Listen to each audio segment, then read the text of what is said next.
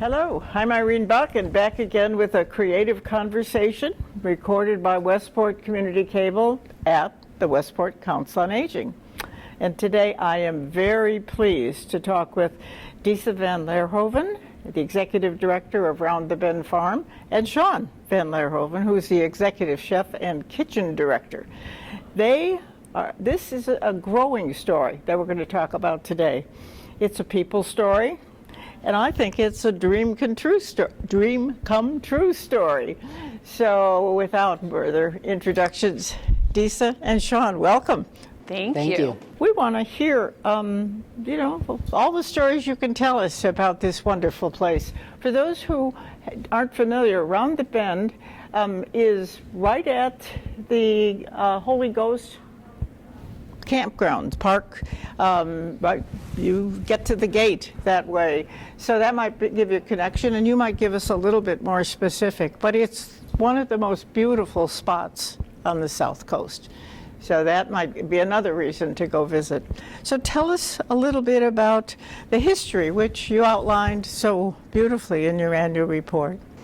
Yeah, so Round the Bend Farm, a center for restorative community, we are a 115-acre working farm and education nonprofit. So it's a nonprofit, and we're very lucky, like you said, to be in that beautiful area. We are actually surrounded by approximately 700 acres of conservation land. So we have Mass Audubon and DNRT land, and we're sort of nestled in between there and Allen's Pond. So it's absolutely gorgeous, like you said. And so as far as our mission and who we are, and this is kind of like the backstory, we are a living laboratory. We act as a living laboratory to educate and people of all ages. So we love the little ones all the way to the big ones. And so we want to get the word out on education, on restorative community and living. But that means that everyone who lives there works there. Everybody that lives there works there in some way, absolutely. Yep. So even my 4.5-year-old. We part of the Shaun, your brother.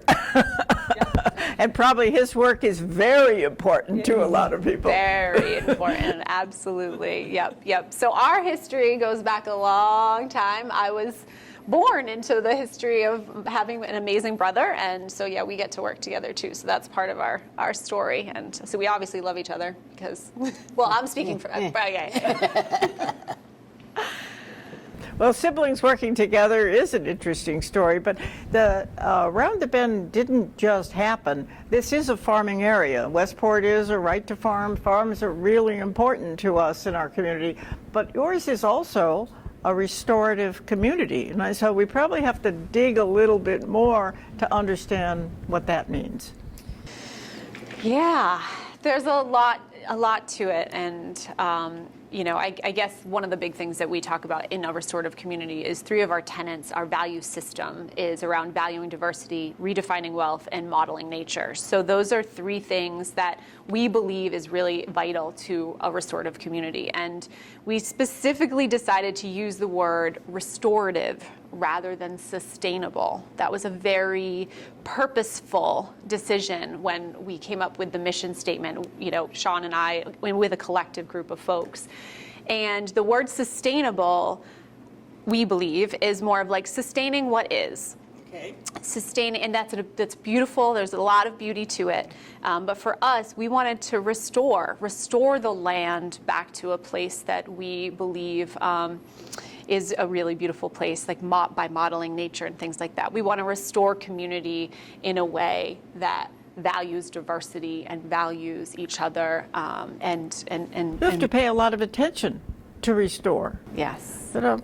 Sustaining means you don't have any empty shelves in the pantry. You keep filling it up. But restore means you really want to know what's supposed to be up there. What do you need? But it started with the ability to find and hold on to this wonderful piece of land, and for you and your partner Jeff to be able to make a commitment to be there. Yeah. Who did you bring along when you decided to leave your city life down in Marion and New Bedford? In Lakeville. I knew Desa when she was working and helping us understand about sustainability in New Bedford, but that was a long time ago. Since then, you've made this big move to Round the Bend Farm and mothered a beautiful daughter and taken on building this community. So what did it take to make that happen? The first 5 or 8 years. It took a lot of things. Definitely having an amazing team. That was, vital, right? So with Shaun in particular, Shaun came down. He was working in Boston for, 20 years? 21 years. I worked a nonprofit with marginalized, underserved communities, and it was kind of growing weary on me towards the end, and I had started to volunteer at Round the Bend Farm, and I had been volunteering for about 6 years, and I decided to kind of leave what I was doing in Boston and continue to volunteer. Well, you weren't really a Boston city guy. You, I think, grew up in this. I grew up in Lakeville, and and then I moved to Boston, and so it was a change for me initially, but then I kind of just got into everyday hustle and bustle there. Not very many buses around here, for sure. So you decided that you would take on something that really was in your heart to do. That meant gathering people like Shaun who really could support this, because you're a working farm. Yeah, definitely. So and I think so. Team is top, and part of that team, the way we think about it is. Part of the team is the investors, the people that are Ellen and Duncan McFarland, who are Bromley Charitable Trust. They were the first initial investor to say, we are going to buy that farm in full and to support you. And the farmland itself, the 115 acres, are all owned by Bromley Charitable Trust, so that we lease it for $1 a year. And so they majorly subsidize us to be able to do this and to dream and to grow food in a way and educate people in a way that we believe in, like you said, with a restorative community. So for me personally, my personal journey, I'm very blessed. I've had an amazing life in so many ways. And so for me, I was like you mentioned, Irene, executive director of the Marion Institute for many years, and I loved my work. We had 20 programs and projects worldwide. I was able to travel some, but really work with some incredible humans, and in social justice and sustainability. And for me, I realized at a certain point, like Shaun, you started to burn out a little bit because you're just pulled in so many different directions. And one of the biggest points for me is the fact that I kept saying to myself, as the United States, we're less than 5% of the worldwide population, but we're consuming nearly 30% of the resources. And that to me was stunning. And it was like, how do we actually address it if we don't model that you can do it? And in simple ways, simple ways, putting an event on, and that's how we got to know each other with Pioneers by the Bay, Connecting for Change. And that was a very novel thing of actually being an environmental organization to put on an event that matched our vision, to be able to do it and to reduce the waste that we put out. Walk the walk, so to speak. Yeah, exactly. Yeah.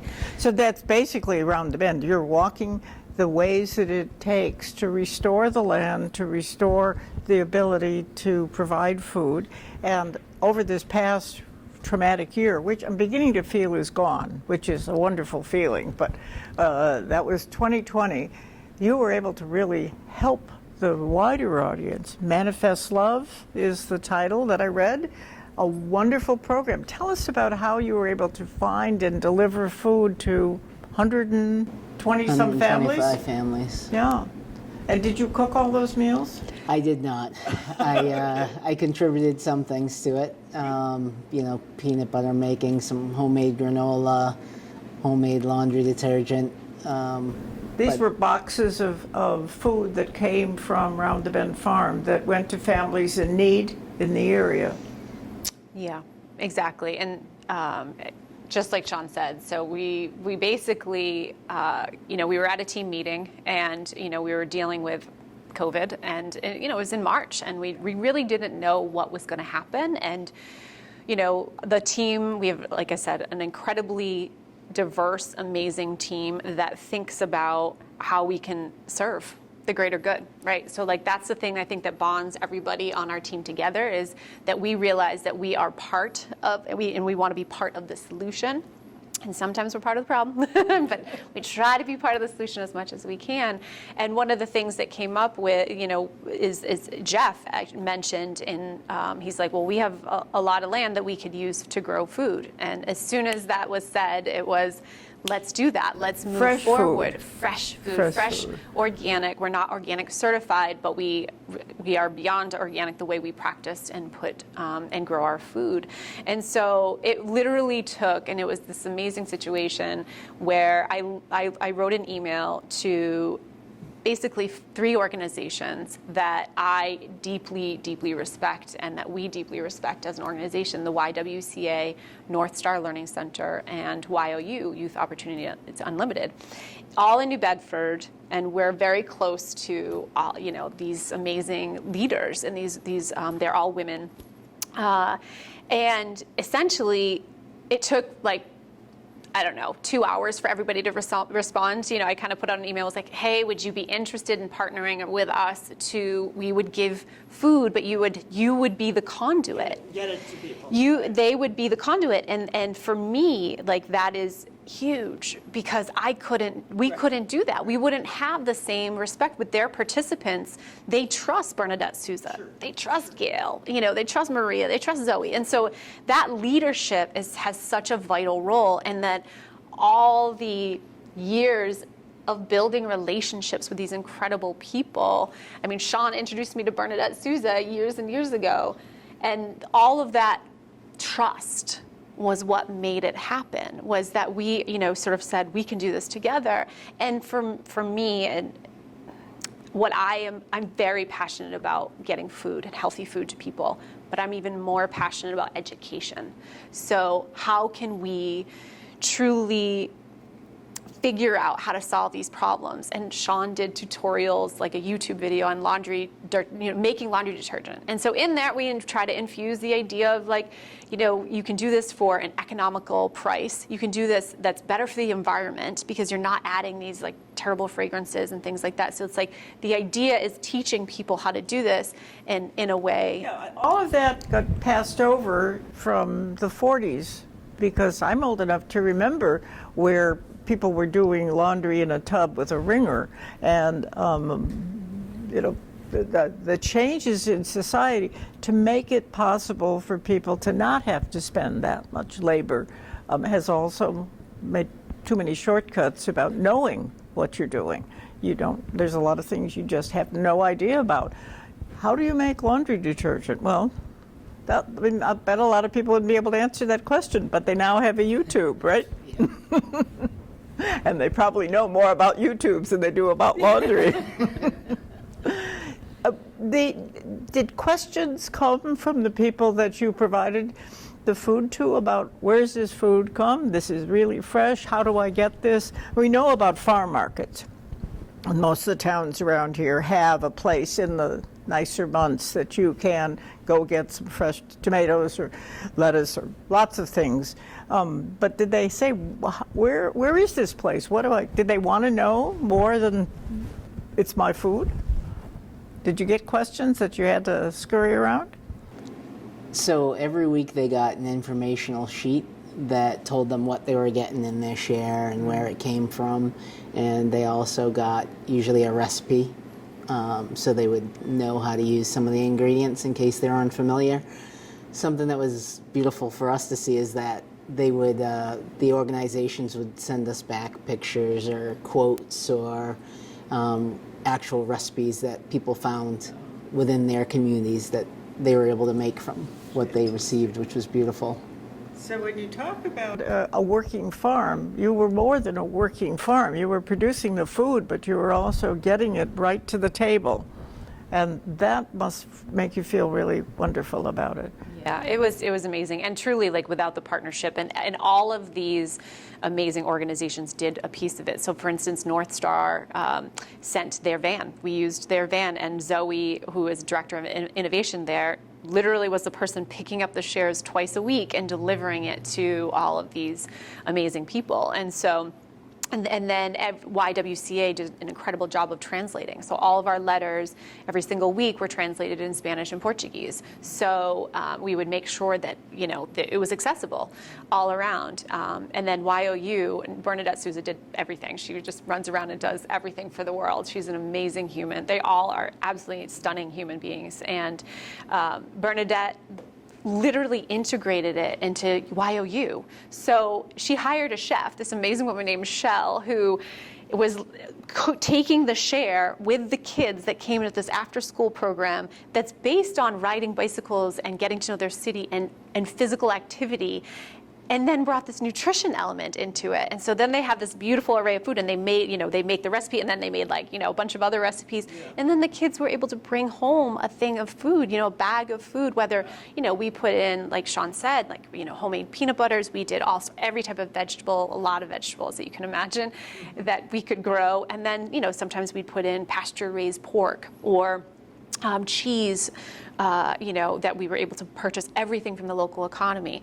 Renegades Rising was a pop-up, amazing bakery that came up, and they would make all these incredible, basically English muffins or types. So that was like all the rage, is these English muffins, and people would call us and be like, "Where do we get these?" And I was like, "Right down the road, actually. It was at the farmer's market." I mean, that's an extension. I remember reading in your annual report, which is a beautiful, beautiful summary of the past year. A lot of pictures, and we'll take a few to share with you maybe at the end of our conversation, but the fact that the information then spirals out to other farm organizations, other small businesses, it really touches the heart that during a time that people are under such stress, you're able to make it better, make people feel better. Talk about education a little bit more. You mentioned that that's the center of your thinking. Now, clearly, the recipes, having an opportunity to cook. Shaun, you do such amazing things, but you share it on pictures and make the rest of us so envious. I mean, that is an education in envy and concern about where can I get some for me. How do you come up with all of these recipes that really use what's happening on the farm and really you feed all of the staff, right? And you feed your education programs. You have people coming in for programs. So it's a constant, you have to have new ideas often. Yes. How do you do that? So some of it comes from the internet, but a lot of it comes from just seeing what's available on the farm and then just creating something. So, being able to look at what's available and feeling comfortable to just be creative. So like this coming year, or this year, I'm going to do some work with the Elements Nature Program, which is a nature-based learning school on the farm. And so we'll be, in the next couple of weeks, doing, they wanted to do some things around foraging. So we're going to make some dandelion syrup. We're going to do some forage. Not your average syrup. Yep, not your average Dandelion syrup. You think of all those beautiful yellow flowers out there, and dandelion syrup. How do you do that? Do you go before the flowers come out? No, so they'll be harvesting the flowers today, and then I'll do some of the work because it's a process. So, and they have a limited time, so we'll be doing that. They'll be harvesting the flowers. I'll be, just taking all the petals off and steeping them in water, and then the kids will do the rest of the process next week, and they'll get to take home a little. And we'll do some forage pesto. So we'll probably use some lamb's quarters, some chickweed, dandelion greens, green garlic, and put that together, and they'll be able to take that home. So it's just, being creative and being open and getting kids or people to be willing to try something different. Yeah. And that's what it's all about, being willing to try things you might not have tried before. And I'm lucky that we're a living laboratory, so I can just kind of create things on the go as I'm learning as I go along sometimes and as well. that's the willingness to be able to do that. I remember going when you opened and you had this wonderful big education center that was key to what you were going to be all about. So what happens in that beautiful large building? Yeah, so there's actually 3 buildings that are sort of adjoining each other, which is wonderful. So we have one of the buildings is the library and office space. So we have some office space, and then we have a little greenhouse that's on that we use as well to grow our little babies. And then we also have a certified commercial kitchen. So, and there's basically 2 kitchens and like sort of little dining room in one building. And then another building, we have it's a classroom.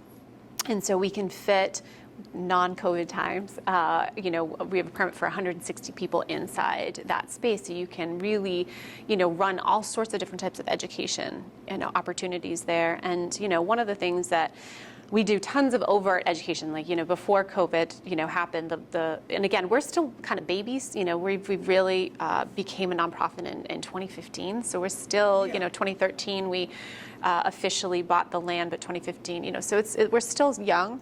But we had about 1,200, 1,300 students from all around come for day-long field trips. So in 2019, and that was huge, to be able to have kids coming from Fall River and New Bedford, and even Dartmouth and all over, and then immersing themselves in the farm to just smell the smells, listen to the sounds, sometimes taste the food, taste the herbs, help plant sometimes, but always try to take a walk around the farm to witness what is happening and to see all these little small examples of what we do in terms of creating a restorative community. And being on a farm is a real hands-on activity.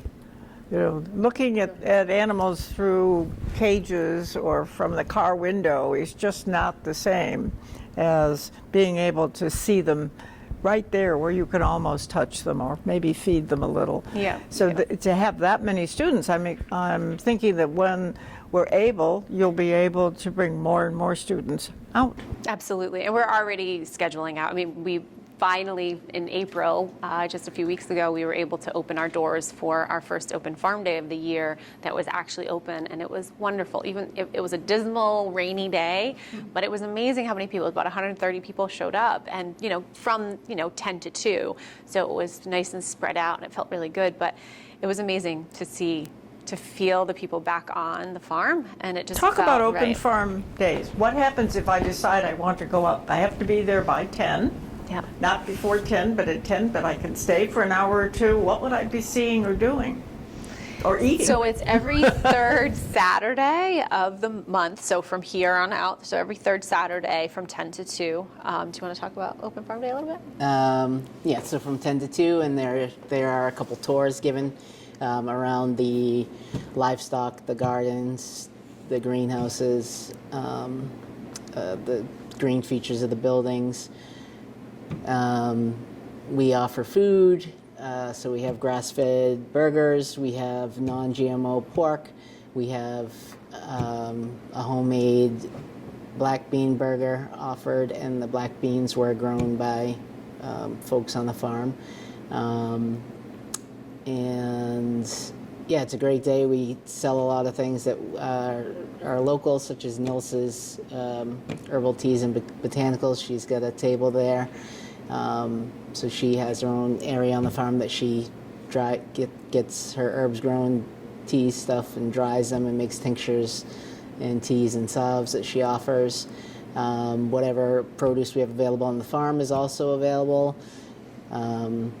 We offer honey from Lucy Tabbitt from Hannah's Honey. Sometimes we get local maple syrup through Flying Carrot Farm.